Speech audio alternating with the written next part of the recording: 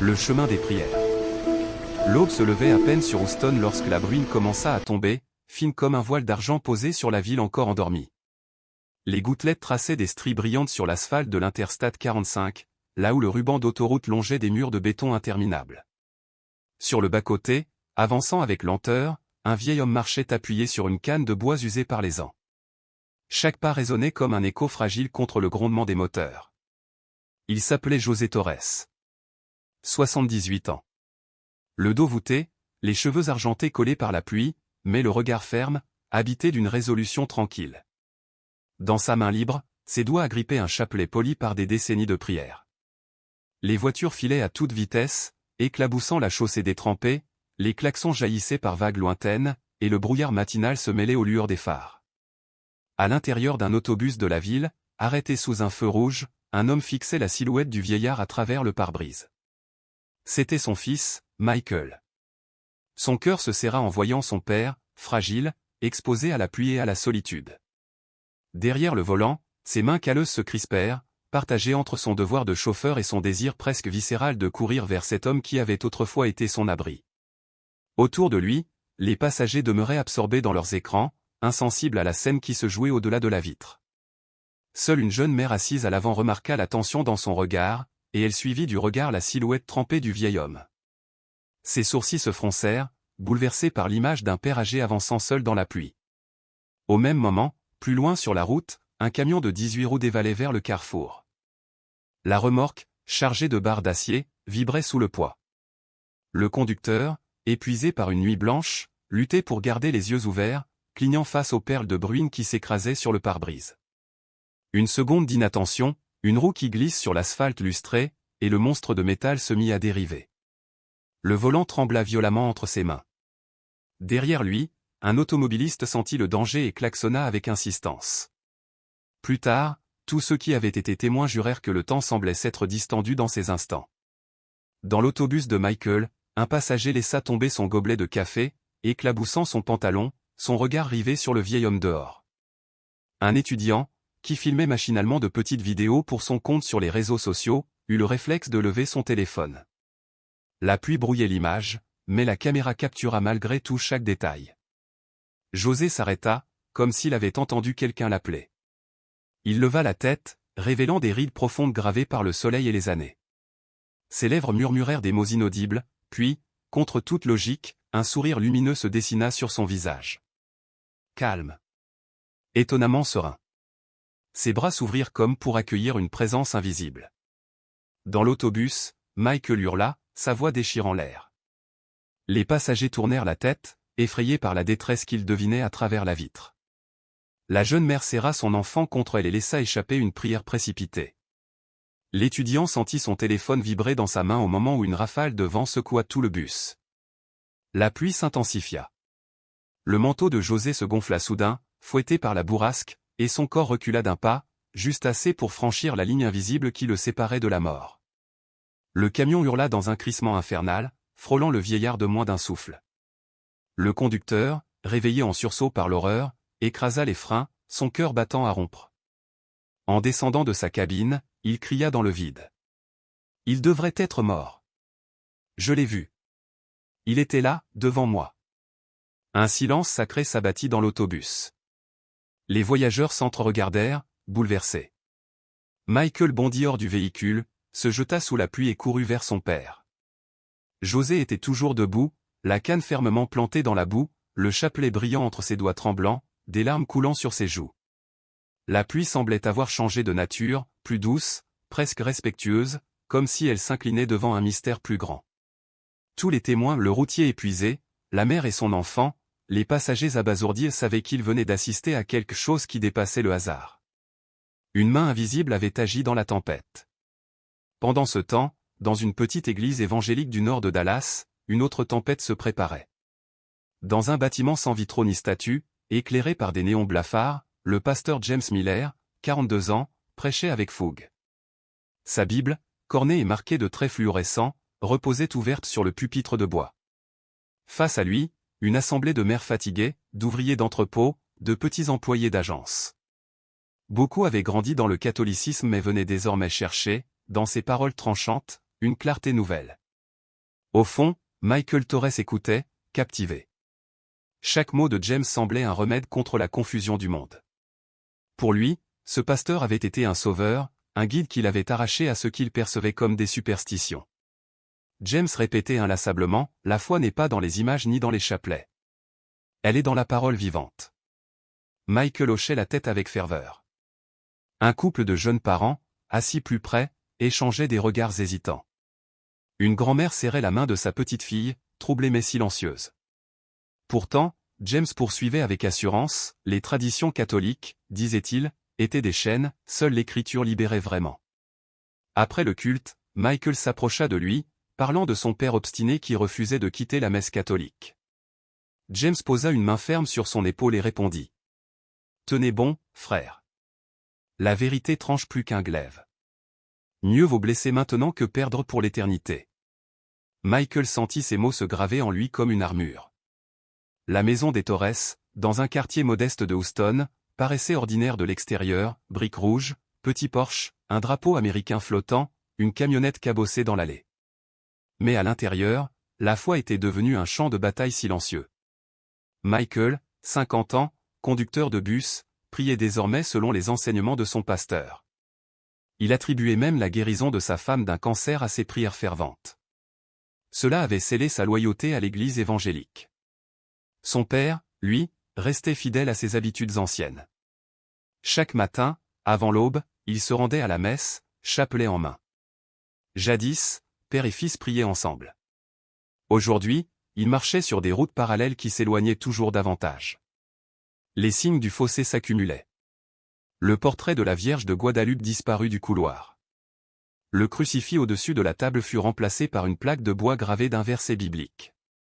À table, José amorçait un signe de croix, puis s'interrompait sous le regard insistant de Michael. « Papa, dit un jour ce dernier d'une voix ferme, nous n'avons plus besoin de rituels. La foi est en Christ seul. » Les mains de José tremblèrent. Il répondit doucement. « Mijo, Marie a marché avec nous toute notre vie. Elle n'est pas une chaîne. Elle est une mère. » Sa belle-fille, mal à l'aise, disparaissait souvent dans la cuisine pour éviter ces silences lourds.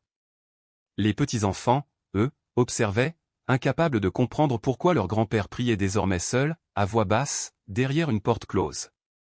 La fracture grandissait. José restait discret, refusant de parler mal de son fils. Aux voisins qui demandaient pourquoi Michael ne l'accompagnait plus à la messe, il se contentait d'un sourire triste. Il a son chemin. Moi, j'ai le mien.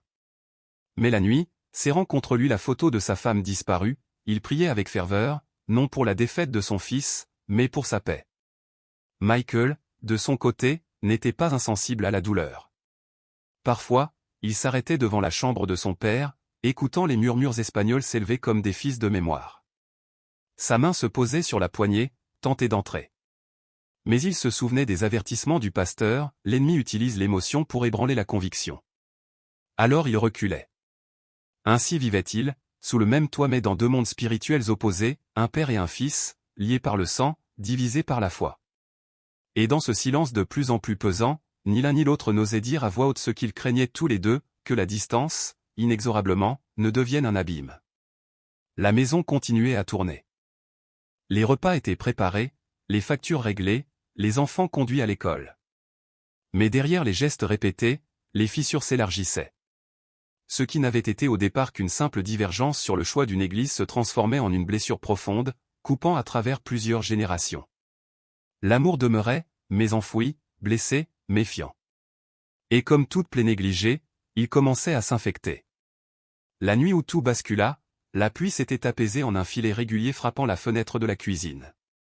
Dans l'évier s'empilaient les assiettes du dîner, encore imprégnées de l'odeur persistante des haricots réchauffés. Les petits-enfants venaient de se coucher, leurs rires étouffés se mêlant au bourdonnement tranquille de la maison.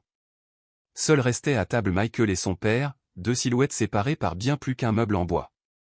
Michael, penché en avant, les coudes appuyés sur la table, gardait sa Bible grande ouverte devant lui. Ses yeux fouillaient les pages comme s'ils pouvaient lui donner le courage d'exprimer ce qui brûlait dans sa poitrine.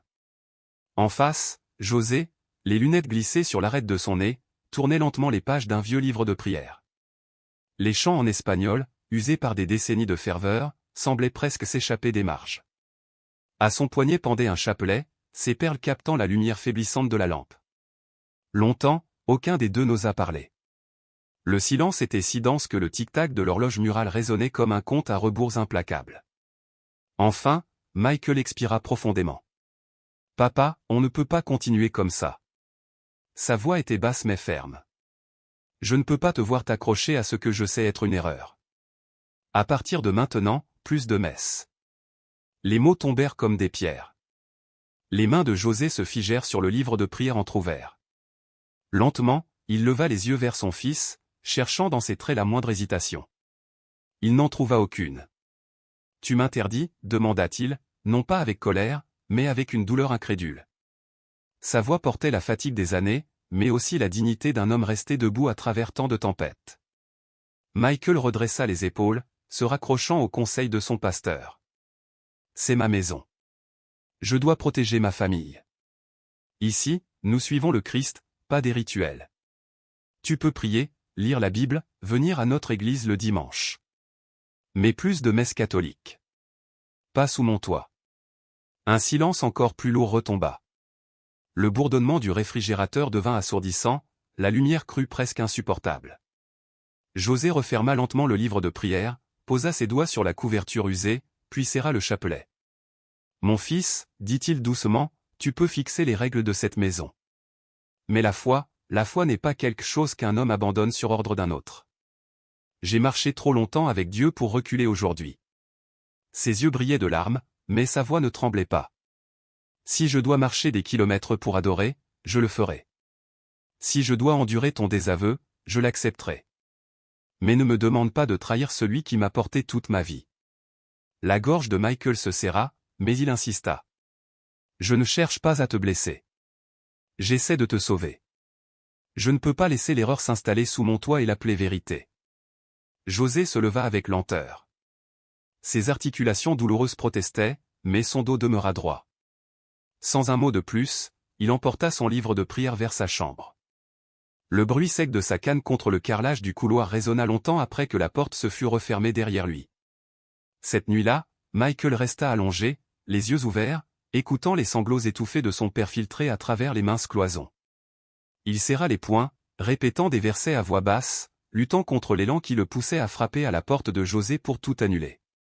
Dans sa chambre, le vieil homme s'agrippait à son chapelet, murmurant des prières non pour lui-même, mais pour son fils. La décision avait été prononcée. Rien ne pourrait l'effacer. Dès l'aube du dimanche suivant, la maison fut traversée par une détermination silencieuse. À 4h30, José s'habilla avec soin, chemise à carreaux boutonnés, chaussures de cuir usées mais propres. Sa canne l'attendait, fidèle compagne. Sur la commode, son chapelet scintillait faiblement dans la lampe de chevet.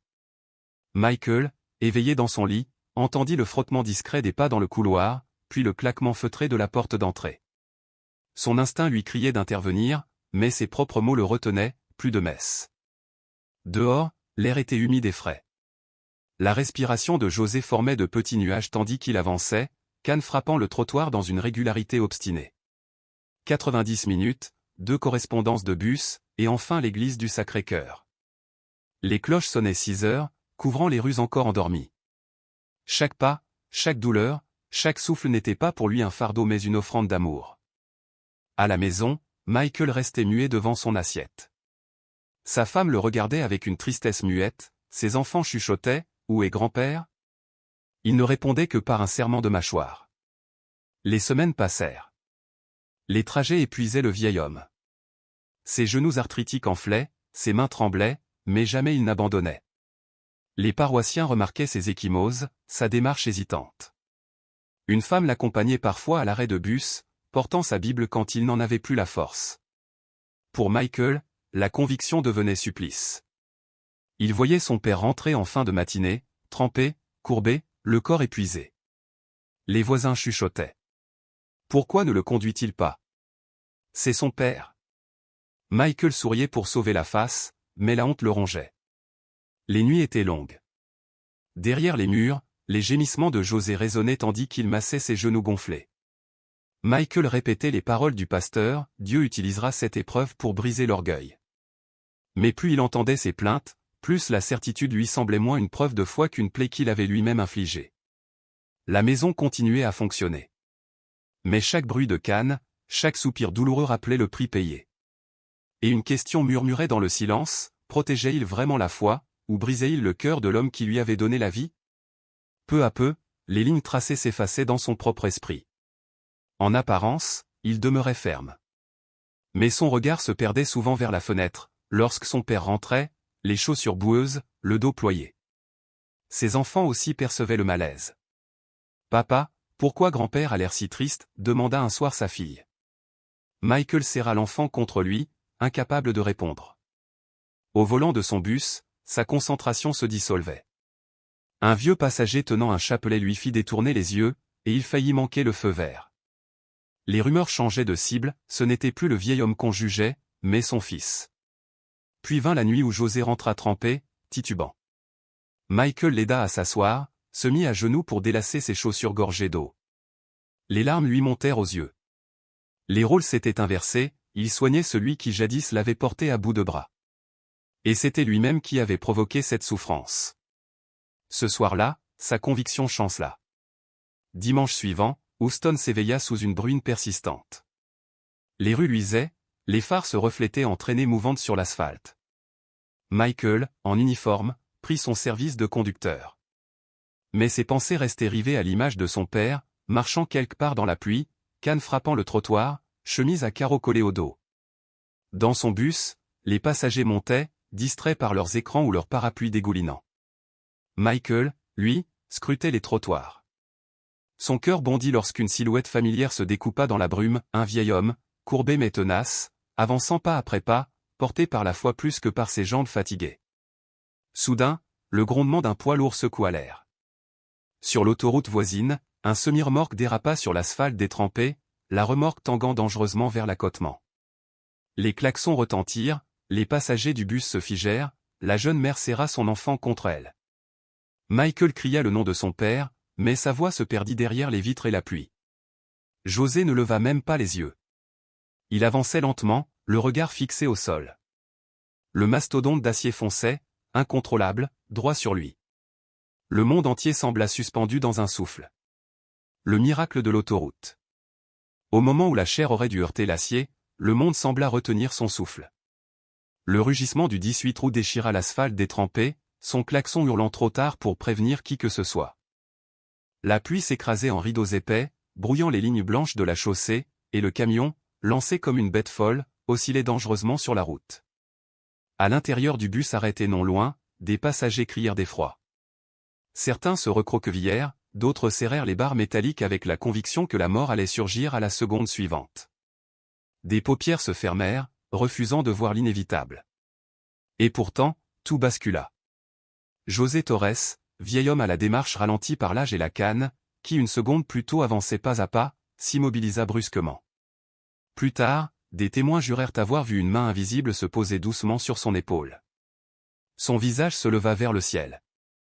Ses yeux s'agrandirent non pas de peur, mais de reconnaissance.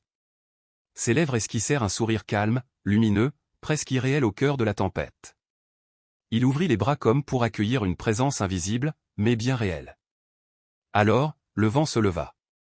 Pas un vent ordinaire, mais une bourrasque soudaine, concentrée, qui fit ployer les arbres comme des roseaux et fouetta la pluie à l'horizontale.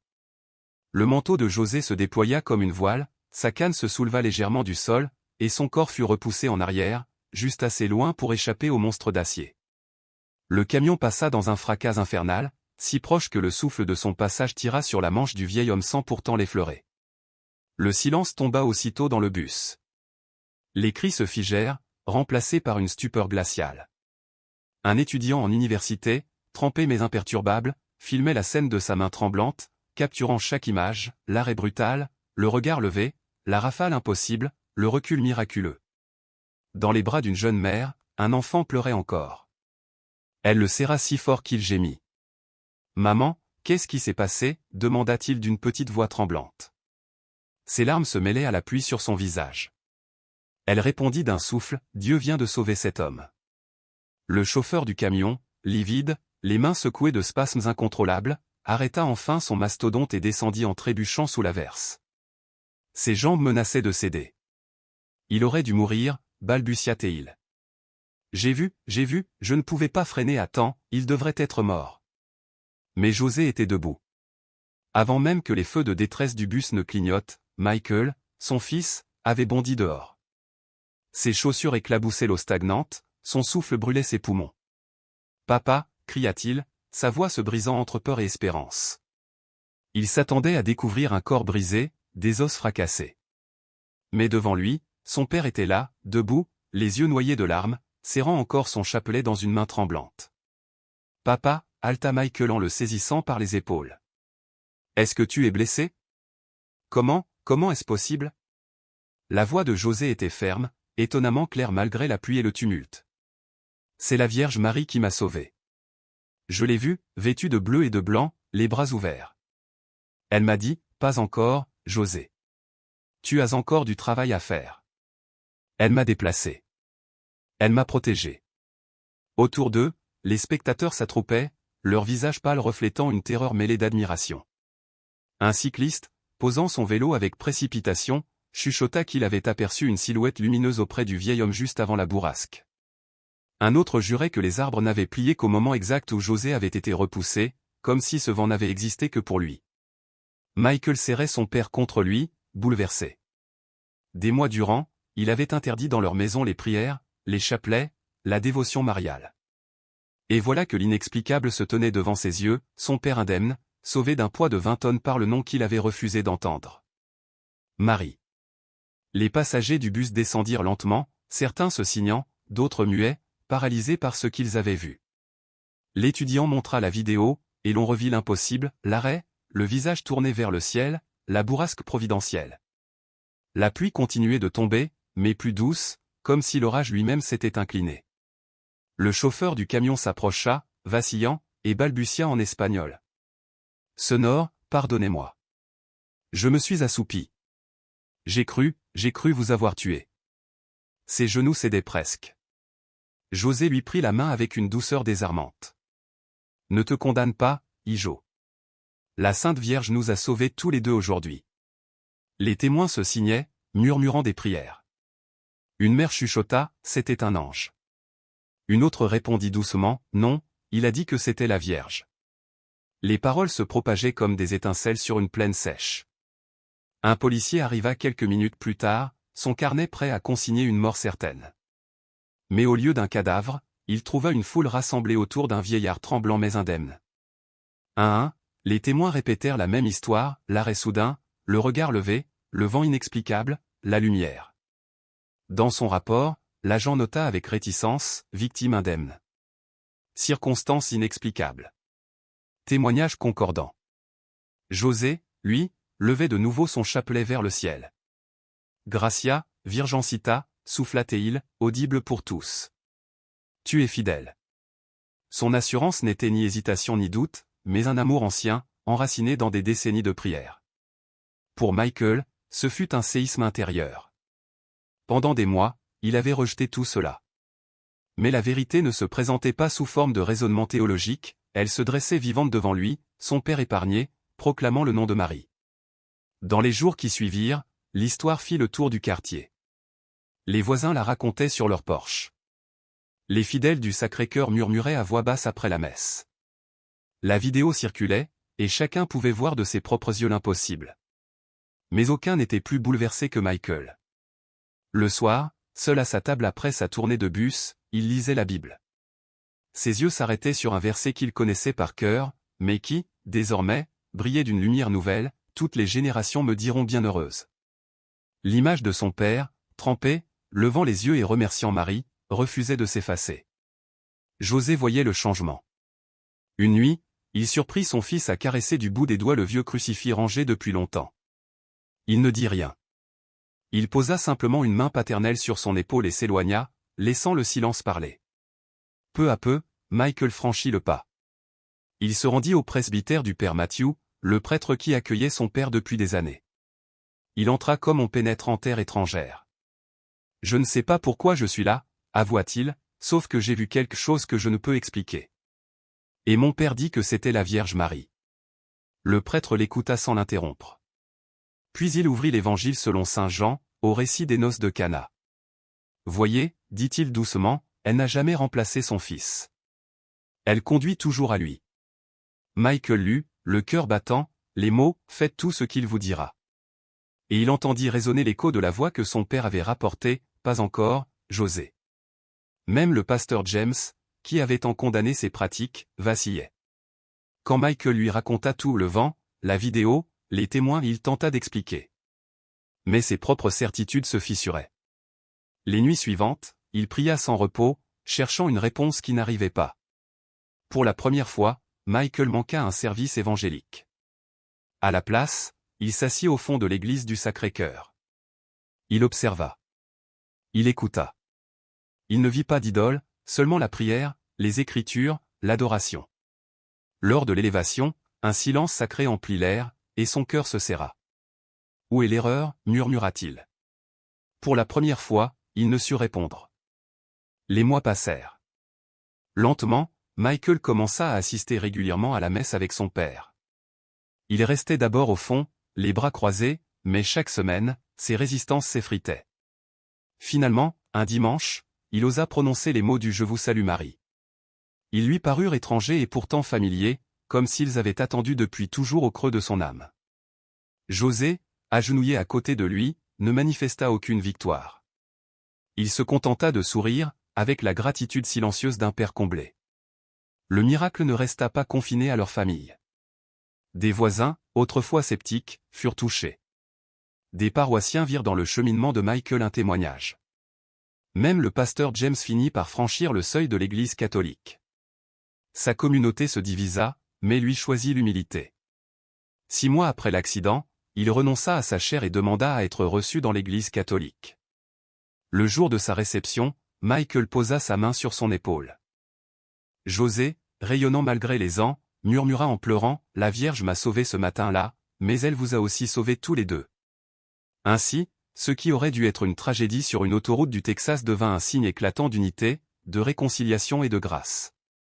Pour ceux qui avaient vu, pour ceux qui avaient entendu, plus aucun doute ne subsistait, le ciel s'était ouvert, et la Vierge avait intercédé. Et des années plus tard, chaque fois que José avançait, la canne usée à la main, son fils et même l'ancien pasteur marchaient à ses côtés. Non plus comme des adversaires, mais comme des frères dans le Christ, guidés par la même main maternelle qui avait transformé la mort en victoire. Car le miracle n'était pas seulement la survie. C'était l'amour qui guérit les divisions, la foi plus forte que la peur, et la tendresse d'une mère qui ramène ses enfants à son fils.